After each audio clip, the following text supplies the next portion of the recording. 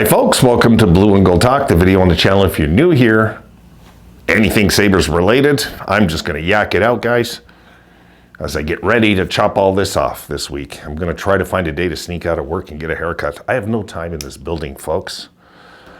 I'm just happy tonight I wasn't working on dishwashing machines. This is what I was doing till 11 o'clock last night. I was so burnt out and tired.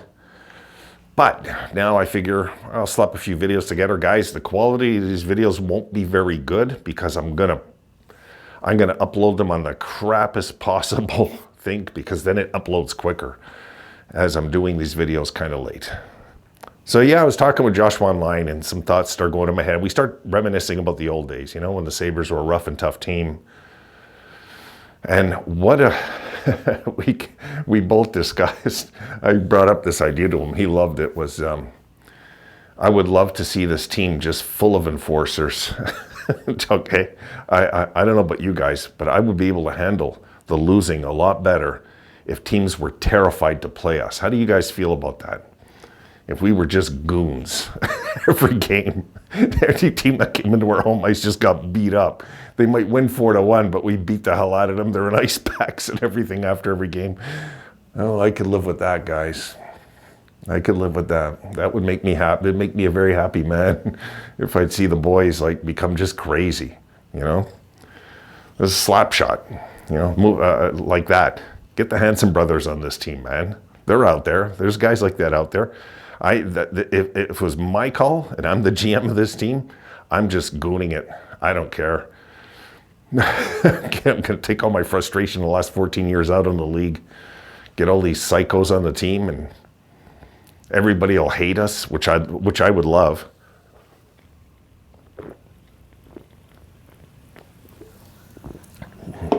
I think it would be hilarious, you know? But look, the reality is, you know, we suffered the darkest era, right, of our team. And I threw that stat at Joshua about 43 years the Sabres had not had back-to-back losing seasons. You guys heard me say this before in here. And the first 2 years of our existence, back-to-back losing seasons, and boom, not until the tank years did we have back-to-back losing seasons. So people say Buffalo's always been a joke, just didn't follow hockey. They just think of us as Dominic Hasek because that's all they remember.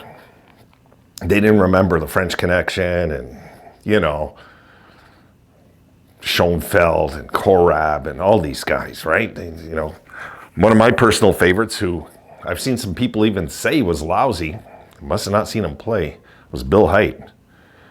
Bill Haight was one of those clean, hard-hitting defensemen. And people say, well, he didn't really hit. Oh, he hit, okay? He hit.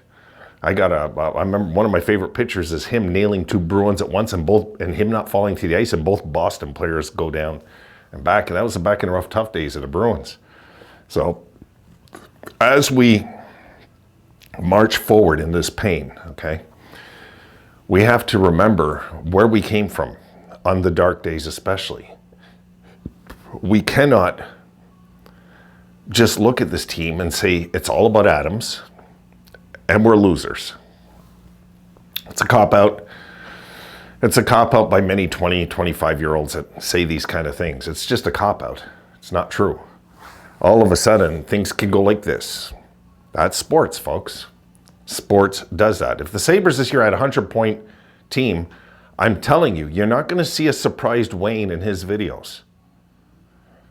I'm too experienced for that. I'm just going to walk with you guys to the playoffs, and then we're going to get ready and see who we play in the first round. That's just how I'll approach it. I'm not going to say, oh, well, my God, we made the playoffs for the first time in 14 years. I don't focus on the 14 years. I focus on the year we're in, guys. That's the past. Even if we won 14 cups in a row, it's the past. It just is. What I wish the Sabres had a Stanley Cup in their history, of course. Because, guys, that was the one thing we were missing on our resume, was a Stanley Cup. We've had Hall of Fame players, a proud history, a team that worked hard. We've had a blue-collar team. We've had a flashy team that we're the team that started the transition in 2005, 2006 season. It was the Buffalo Sabres. We're the poster boys for the new NHL. You guys know it. You've seen it. It wasn't the league that started that. We started that. Lindy started that. That moving forward and opening the trap. So, you know, the mistake we made, I believe, as a fan, was firing Lindy years ago. You don't fire a coach and a GM that has, in four times in one decade, went to the Final Four or the Stanley Cup Finals together. You just don't get rid of that with two separate teams. You know, we had two different teams that they went twice to the Final Four, and only Jay McKee was part of the 06 team that went to the Final Four, and then Jay McKee left for St. Louis, so none of that team from the late 90s was on the 07 squad. It was a completely different squad. And we almost won the Stanley Cup with both. So they knew what they were doing back then. We were so far ahead, I believe, of other coaches and everything, and it was just such a solid franchise at the time. And then what happened? Time. Players start to be traded and moved, and yeah, of course you can start pinpointing the Pegula era all of a sudden, right? But in the beginning, everybody loved Pegula. You might remember that. He said all the right things, did all the right things in the beginning.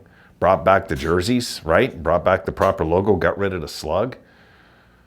You know, the statues, the revamping of the arena, just all of it, everything. This guy loved the team. The problem was, he ran it like a business, I think, too much. And it backfired. It just backfired. Big time. And then he took the advice of Murray, and they tanked.